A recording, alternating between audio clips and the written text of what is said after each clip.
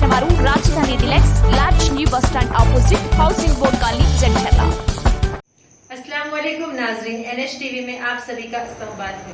साबिक एमएलए इर्रा शेखर ने मंडल मरकज में एहतजाज करने वाले वीआरए के साथ इजहार यगानियत किया और रियासती हुकूमत से वीआरए के मुनसिफाना मुतालबात को नाफिज करने का मुतालबा किया। इन्होंने कहा कि कांग्रेस पार्टी वीआरए के एहतजाज की मुकम्मल हिमायत करेगी और कांग्रेस की हुकूमत आते ही आपके वादों को अमली जामा पहनाया जाएगा। बाद में इन्होंने विंटर वर्पू प्रोग्राम में हिस्सा लिया। आइए देखते हैं ये रिपोर्ट।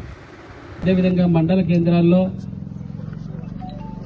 నిరవధిక సమ్మె జరుపుతున్నటువంటి వీఆర్ఏలకు సంఘీభావం తెలపడానికి ఈనాడు మరి కాంగ్రెస్ పార్టీ ఆధ్వర్యంలో ఇక్కడికి రావడం జరిగింది।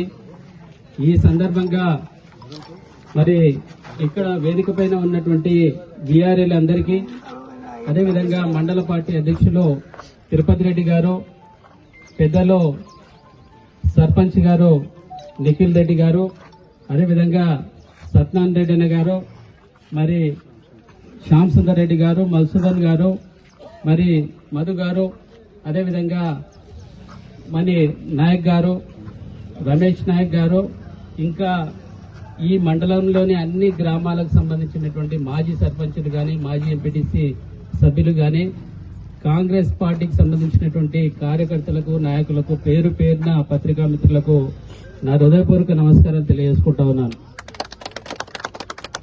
ఈనాడు రాష్ట్రంలో మరి కొత్త రాష్ట్రం ఏర్పడి 8 సంవత్సరాల కాలం అవుతా ఉంది।